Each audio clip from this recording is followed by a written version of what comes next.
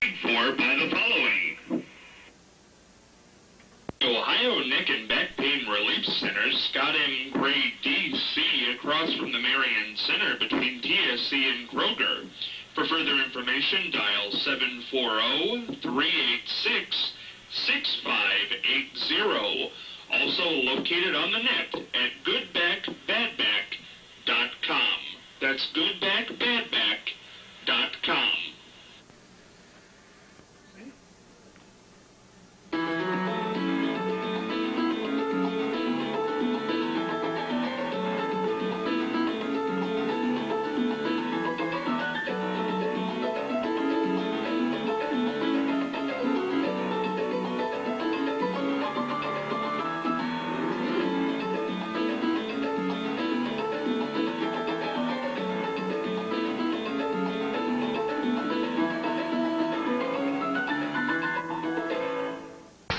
Scott Spears back with you on a Tuesday edition of The Exchange, joined by Charlie Evers, Marianne Michaels, Martha Dowse, Shannon O'Neill, and two ladies from the Tea Party who were on yesterday's program, and we're going to introduce you to them again in just a moment. But we need to give the answer to yesterday's quizzer question.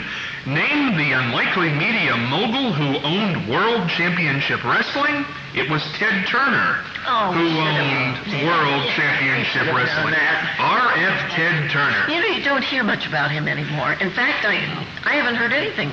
He was kind of like Howard Hughes. I think he ended up kind of like Howard. Well, he sold all his properties off. He sold CNN. Well, he gave all his money away, too. He did do that. Yes, he did. And I think he's living in nice retirement now. Before we go over to Fascinating Facts, let's show the audience again our big box over here. Because if you didn't watch the show yesterday, here's the story. Charlie got a box delivered once again, but this box is not to be opened until Halloween. So we've got a good 2.5 months before this thing's going to blow, Charlie. And who knows what's in that thing? Right. Well, don't sell it or anything. Holy... Charlie will get more pepped up as we get. You know, that box could blow up behind you as we're sitting here. I'm underwhelmed. It's ticking. You know what I think it is? What is it? I think it's a human mannequin, and it's a male mannequin that's bald. What if somebody came out of there one day, Charlie, when you're nodding off during the program and shaved your head? Whoa, the ratings would jump for that. Fascinating facts, Charlie. What our guests, they might not realize, but I've had a campaign against, I just don't like men with shaved heads. I think they look like clothespins. Including that funny guy on TV that won't touch anybody's hands. Howie Mandel? Yeah, Howie Mandel. He's about as crazy as all of them. Or crazier. He's a strange one. Yeah, he is. He is a strange one. Men without, naturally bald, I have no qualms. But when a guy shaves his hair with a razor, and he could hop on a clothesline and hold clothes down. Make friends everywhere you go, Charlie. Here we go. What do you got? What's the fact today? Okay, this is another. The fact today no one would ever guess. Out at the intersection of Route 309 and the Route 23 interchange there, our interchanges, of course, do not hold a candle to the ones in Wyandotte County. The modern interchanges the state of Ohio put up there. But our interchanges are kind of dumpy looking, but they've let them overgrow in weeds. And the bottom, the cement strip that runs underneath the overpass and ahead of it are full of weeds. Now, I used to have an office across from the interchange there on Route 95. I used to go out and mow the weeds in the middle of the highway. People would yell at me, "Get off the road!" I said, "I'm cutting the weeds." Can you imagine how impressive Marion must be to a visitor when they comes into town and sees prairie grass growing around the island there in the interchange? That's my comment. That's always positive, always promoting. Always. Oh, I feel so uplifted after that. Marianne, You want to mow the grass? Not really. I never was horticultural. Something like that. Horticultural. Right. There we go. Yeah, right. Marianne, words of wisdom, Tuesday. Well, these words come from Lauren Bacall, and she was well, I think she's still living, isn't she? Yes. I'm not sure, but I think she is. But she was married to not Hoagie Carmichael. Bogart. Who's Hoagie Carmichael? Well, he's I famous. once stood in for him at Malabar Farm and reenacted the whole wedding. Hoagie Carmichael? No, not Hoagie Carmichael. No. Who's Hoagie Carmichael? He is a famous pianist. No, this is. He's not, no, Liberace's the most famous pianist. Hoagie Carmichael and Stardust. Right. Oh, don't even need to go any farther. No, that was Vladimir Horowitz. No, it wasn't. Have you ever heard Vladimir Horowitz do Carmichael it? was an old buttermilk skies. Remember that? Mm-hmm. Yeah. Hoagie Carmichael invented the No. hoagie sandwich. Lauren Bacall was married to Bogart. What's Hoagie Carmichael got to do with this? I don't know that word. It came out of my mouth and I don't know where it got Go from. ahead. But anyhow, I like this. This is what she says. Imagination is the highest kite that one can fly. I like that. I like that. Imagination is very important. Not too many people have imagination. I'm No. probably one of them. I don't have much of an imagination, but I have grandchildren that have quite a bit of imagination. That's good. Kids need it. That's when you have to develop it. Now, Marianne, it's the day. Can you feel it in your bones, Charlie? my. It's my favorite day of the week. I forgot this is Tuesday. All the gun shoot. No, not the gun shoot. Originated by Hoagie Carmichael. Shoe gun. Feng Shui. Feng Shui. Feng that's it. Shui. Yeah. Shoe gun. Feng Shui Feng Shui. Feng Shui. is the ancient Yes. Chinese art of living, and I've talked about it for quite some time, and if anybody gets tired of it, just let me know, and I won't talk any more about Feng Shui. It's kind of interesting, though. Today I'm going to talk about nature, and the Chinese say that when you're working in your garden, you should stop and savor the colors of nature. They have great healing properties, and they can soothe the mind. Another thing, the upward shooting, rounded leafed indoor plants increase the oxygen in your house, and they lift the energy in your house. So you should have that kind of rounded leafed indoor plants. Put fresh flowers in your living room and in your workplace, because, but then you have to make sure that when they start to fade, you get rid of them, because they they create a negative energy. Don't have plants with horns, such as cacti. You should not have those in the home. And the reason that the Chinese say is that they give out bad energy, and they may cause arguments even. Use outdoors, however, they will protect your home. They from anything entering your home or workplace, any bad vibes. Place plants near your computer, and what that does is it helps to absorb harmful energies being emitted. You know what they said about fluorescent lights? You shouldn't have fluorescent lights either. And then, last but not least, avoid using dried flowers in your in your home, because they represent dead energy. Next week it'll be color and scent. Great. That's exciting. According to the Chinese. And again, if you think this is getting to be too ridiculous, we'll talk about fall fashion. No, it's fascinating. No. It's fascinating. I like it. Well, to tell you the truth. these are not my comments, obviously. They're Where did you- feng shui. Where do you get those feng shuis? It's research. Where do you research that? You can research it on the internet. Is that where you got the toilet thing? Was that the internet? All of these things are from Chinese feng shui, and you can find them anywhere if you want to research them. Now what was that? Look it up in the encyclopedia. I got a phone call? Okay. Hold on. Marianne, say something. Hello? Hello? No, don't say hello to me. Hello? You said Marianne, say something. Sure. Oh, I'll let her know. Okay. Hoagie Carmichael called. He said he was not married to Lauren Bacall.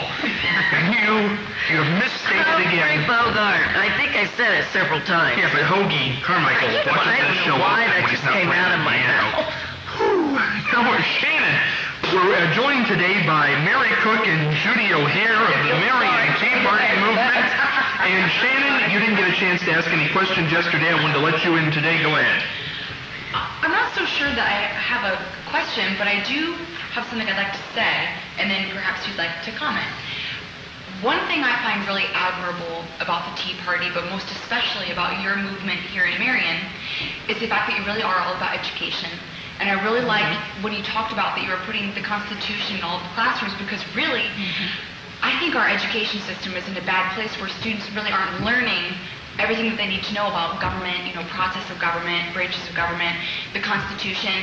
I mean, I'm embarrassed to say that I'm not even sure I remember reviewing all of the amendments enough for us to really memorize them. So I appreciate you doing that, and I just think it's worthwhile.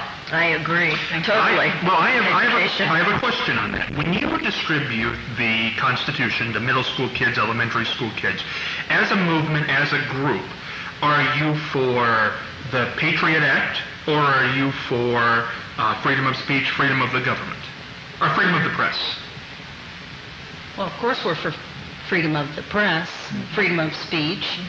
I mean, we're not for doing away with something that we don't agree with, so they should do away with it. Just like they want to do away with talk radio because a lot of people don't believe what is said on talk radio. But that's freedom of speech. Right. It's your freedom to turn it off if you don't like it. But it isn't up to the government to say it shouldn't be on. I don't think the government does say that, do they? Well, they would like to. No, They used to. comments. You had to give equal time. If That's true. And Equal time. why is it, though? I wonder when the president speaks, a member of the Republican Party, if it's a Democrat speaking, it gets same amount of time if he wants it. That's Is true. that a law? Or No, is that just a courtesy? I think it is a courtesy, especially when they're running for office. Since talk radio was brought up, because we've discussed it here many times, when our president is on, no matter who it is, but obviously right now it's Obama, when our president is on doing his thing and talk radio comes on in the afternoon, and by and large, I can't even think of a liberal talk radio success. It's Rush Limbaugh, it's Sean Hannity, it's all those people. Now, to come on and critique his policies, I don't think anybody has a problem with. That is freedom of speech. How do you feel when almost every day Hannity and certainly Limbaugh refer to him as the Messiah and things of that nature? Do you believe that's okay and that's acceptable? I've never heard him say the Messiah. You said that. He says the appointed one a lot. Yeah.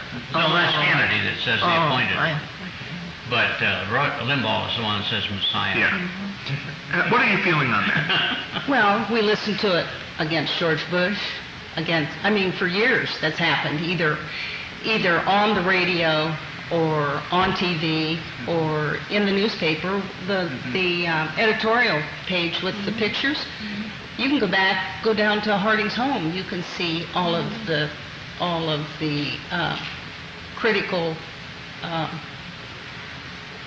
The criticism of the president of Harding. Yeah, that's that par was for in. the course. That's It happens. freedom of speech. It happens. Yes, it's absolutely But okay. name calling never promotes anything.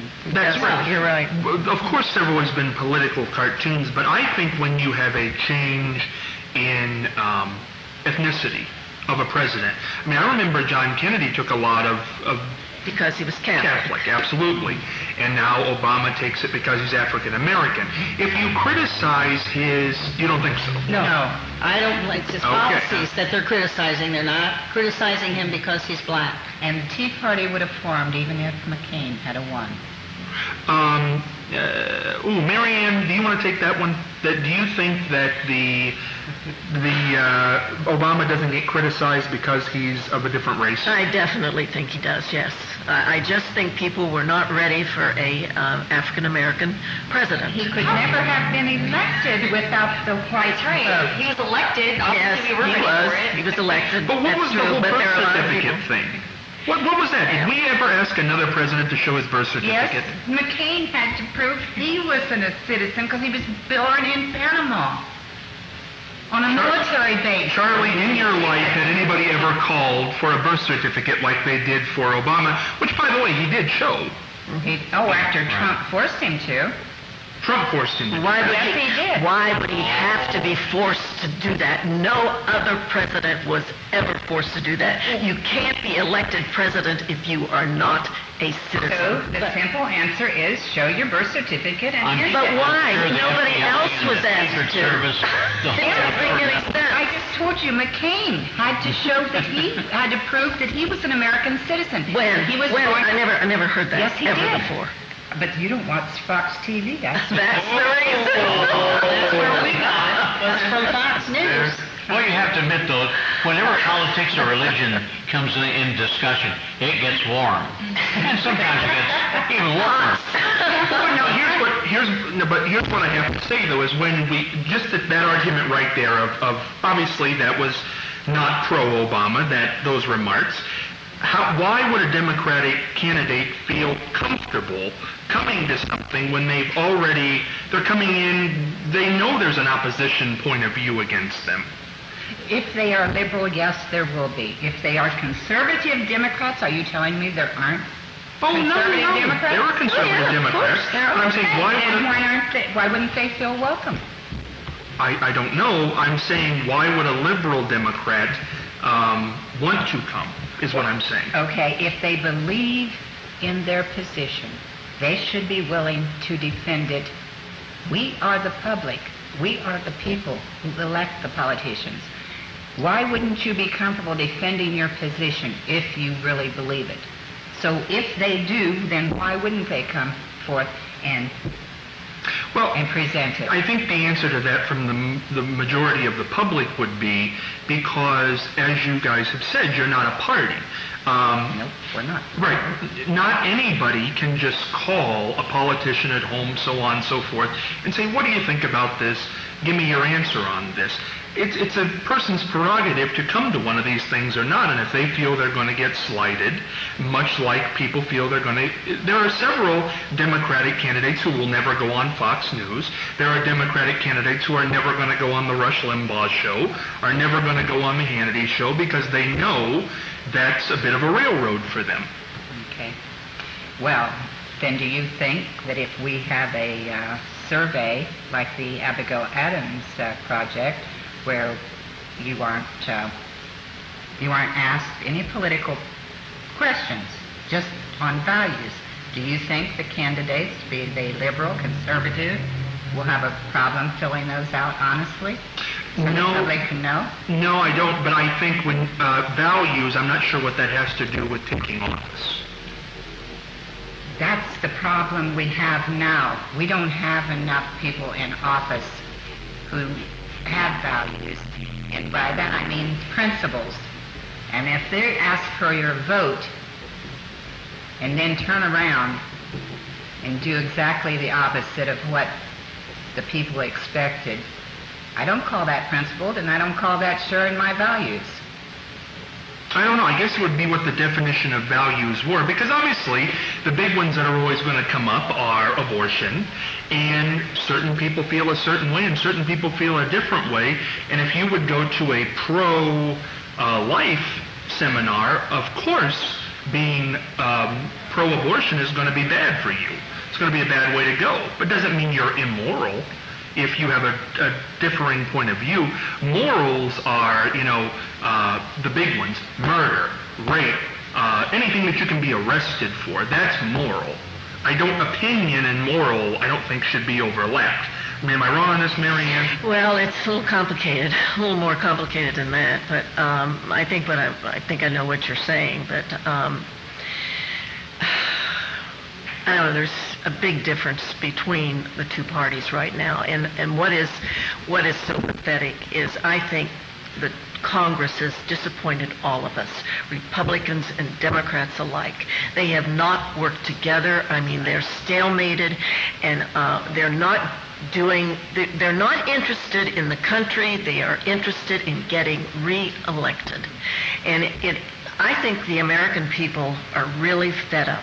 Right. With both parties. I'm sorry. That's right. That's the reason I said, even if McCain would have been elected, there would still be Nobody. There would still be a Tea Party. Well, that's true. Because what we are is against the government no longer listening to the people. They are owned by the lobbyists? Oh, the lobbyists are just ruining the country, and they spend millions of dollars on these candidates, so the candidates will do them what they want to do. Well, I guess so.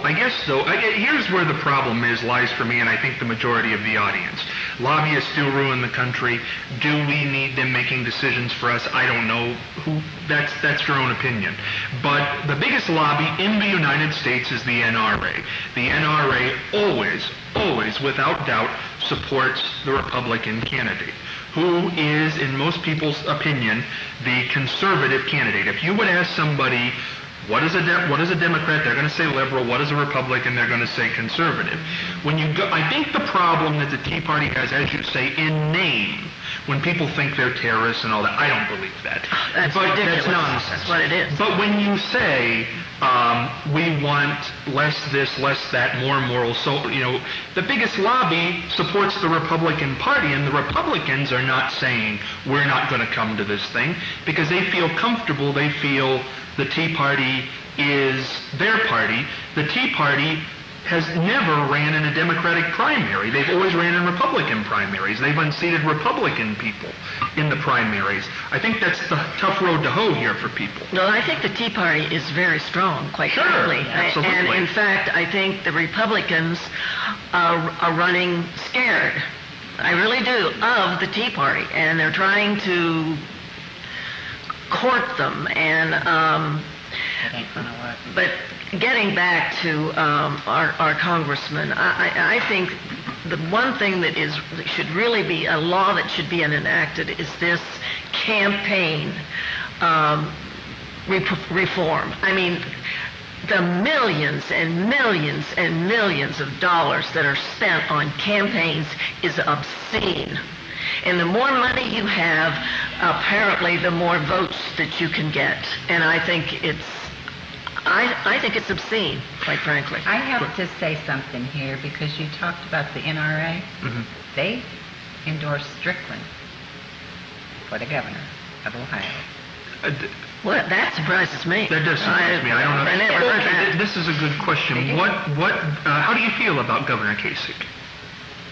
No, she's talked about Strickland. I know, but I'm asking, how do you feel about our current governor? I don't know, it's a little, 6 months since he's been in office? We don't know how successful his policies are going to turn out. Does the Tea Party movement have a stance on the union issue that he's big uproar over? Take it, Judy. Well, we just feel that who's protecting the public when the unions have negotiations with the city councils and with the school board? Then who is protecting the public from those negotiations? And I believe with SB 5 that brings it back to a more level issue to allow the citizens What do you mean to have by an input. What do you mean by protecting the people? I don't understand what you mean. Well, the unions negotiate the contracts with, say, the city council. Mm-hmm. But city council, if they're Democrats, in order to stay in power, they need the unions. So they negotiate those contracts to favor what the unions want. And we pay the bill. And we pay the bill as citizens. Mm-hmm. So who's protecting the citizen from higher taxes? Because the unions are lobbyists too. Unions are lobby representatives too. Martha, you haven't weighed in on this. What do you think of the Tea Party? Well, I think they act like they've got a lot going for them, and I'm very proud that they're here today. That's right. They've really given a lot to us. I appreciate you guys coming because I think we do need to have these conversations so people know exactly what is on the table. Before we get on out of here, though, today, we do need to go to our Quizzer question. And the Quizzer question is brought to you by O'Michael's Fish and Chips, 1116 Mount Vernon Avenue here in Marion, 725-3474. And if you are the first person to answer today's Quizzer question correct, on the Exchange Marion's Facebook page, you will receive a free fish dinner from O'Michael's Fish and Chips for one. Today's question, name 4 of the stars of the movie version of On Golden Pond? Who were the 4 main stars of that movie? Charlie? I only remember 2 of them. Give me 2. It was Give me 1. the lady that had the squeaky voice. She had problems. She was getting older. You know who I'm. And then the daughter, the father of the wife. Henry Fonda. Henry Fonda. That's Henry You're not going to win Fonda. a fish dinner like that, Charlie. My father in World War II got Henry Fonda to autograph a dollar bill. You still have it. No, he spent it accidentally. Marianne. Well, Henry Fonda was Henry one of Fonda. them, and his daughter, Jane Fonda, were in it. The lady. But that's what she asked me. The mother. Was that Catherine Hepburn? Yeah, that's it. Martha, do you have any guess? We need one more. We got Sounds 3. like it would be right. Any guesses? Sam. I'm actually ashamed I don't know because Well, that was before your I time. don't know, but when I was a little girl, my parents insisted that my brothers and I watch On Golden Pond with them. We're like, oh, we don't want to watch it. But Yeah. we did, and it's a great It's a film. great movie. It really was, so I wish I knew.